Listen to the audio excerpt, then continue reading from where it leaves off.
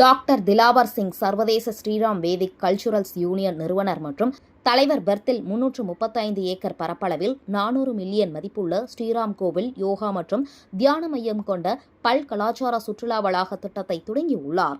இதில் சூரிய ஆற்றல் மற்றும் பசுமை ஹைட்ரஜன் நிபுணராக டாக்டர் சிங்கிற்கு 40 ஆண்டுகளுக்கும் மேலான அனுபவம் உள்ளது என்பது குறிப்பிடத்தக்கது. அவர் புதுதில்லியில் இந்திய தொழில்நுட்ப நிறுவனத்தில் சூரிய ஆற்றலில் முனைவர் பட்டம் பெற்றவர்.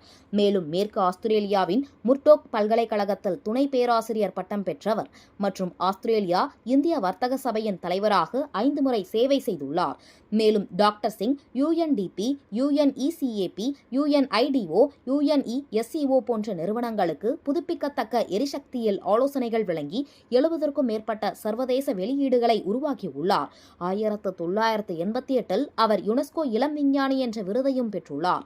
அவரால் ஊக்குவிக்கப்பட்ட சன் பிரில்லியன்ஸ் பிரைவேட் லிமிடெட் மேற்கு ஆஸ்திரேலியாவில் 3,10,000 டன் பசுமை ஹைட்ரஜன் மற்றும் 8 லட்சம் டன் பசுமை அமோனியா திட்டத்தை உருவாக்கி வருகிறார். இதன் திட்ட செலவு 10.65 பில்லியன் என மதிப்பிடப்பட்டுள்ளது.